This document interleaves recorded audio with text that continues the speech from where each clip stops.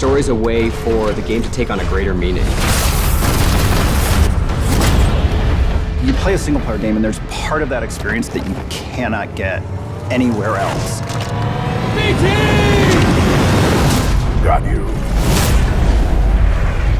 The universe of Titanfall 2 takes place around 5 years after the events of Titanfall 1. The militia have actually taken over 25% of the frontier. They're taking it back. They're taking their freedom back. And in that process, the militia's discovered this mysterious planet Typhon, and they don't really know what's going on there. Kuben Glisk is actually back, and he is working for the IMC as a mercenary. As a player, you'll have to face off a lot of mercenary threats, indigenous threats, as well as IMC threats. And if you can survive that, maybe you can save the frontier. Technically, I'm not supposed to be training you, but in you I see potential. Jack Cooper is an enlisted rifleman who wants to be a pilot. At first, he's getting unofficially trained by his mentor, Captain Lastimosa. And when Captain Lastimosa meets an untimely fate, he essentially says, take the Titan, finish the mission. That's a rifleman, the lowest of the militia, being handed the most advanced Titan in the frontier.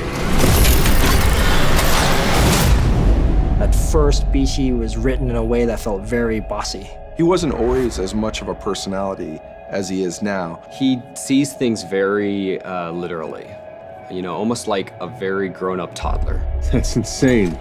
I'm incapable of insanity, pilot. BT is very carefully built to express. We didn't want it to be eyebrows, you know, like really obvious surprise and anger, but we wanted something, and just having a little bit of blinking in there. His eye just sort of tracks with you, and he kind of looks at you, and he emotes quite interestingly. Focusing a little warmth in his cold roboticness. This Titan weapon is an advanced design.